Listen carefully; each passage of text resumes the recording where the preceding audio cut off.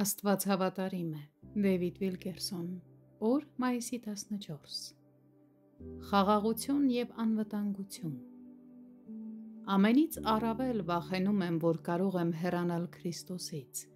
Ես սարսափում եմ ծույլ դառնալու, հոգեվորապես անտարբեր լինելու, աղոթքի պակասի մեջ ընկնելու, ամբողջ օրը Աստծո խոսքը չփնտրելու մտքից։ Աշխարհով մեկ իմ ճանապարհորդությունների ընթացքում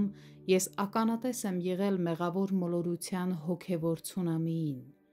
Մեծ դենոմինացիաներ են խորտակվել այս ցունամիի ալիքներում, իրենց եկեղեցիներում թողնելով անտարբերության ավերակներ։ Աստվածաշունչը հստակորեն զգուշացնում է, որ նվիրված հավատացյալները կարող են հեռանալ Քրիստոսից։ Օրինակ քրիստոնյան, որն ամեն գնով գնում է խաղաղության եւ անվտանգության ետևից եւ կառչում է միայն փրկությունից, վճարում է բարձր հոգևոր գին։ Եվ այսպես, ինչպես կարող ենք պաշտպանվել Քրիստոսից չհեռանալուց եւ այսքան մեծ փրկությունը չանտեսելուց։ Պողոսը մեզ ասում է.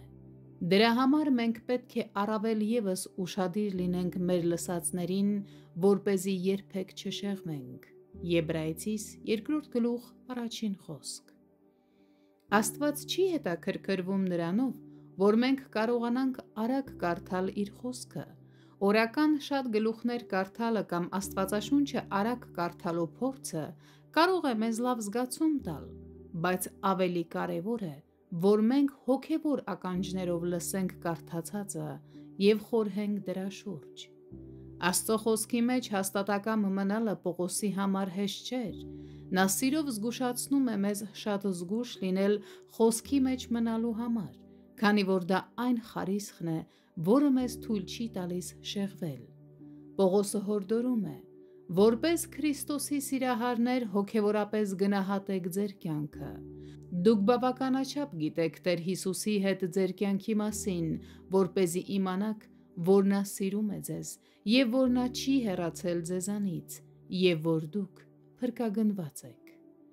Նկատում եք ձեր կյանքում որոշակի շեղում, ավելի ու ավելի քիչ եք աղոթում։ Նկատում եք անտարբերություն նրա խոսքի նկատմամբ։ Արդյոք Տիրոջ հետ քայլում եք այնպես, ինչպես հարկն է։ Քանի որ մասնակից եղանք Քրիստոսին, ուստի հավատքը սկզբից մինչև վերջ պետք է հաստատուն պահենք։ Եբրայեցիս 3-րդ գլուխ 14-րդ խոսք։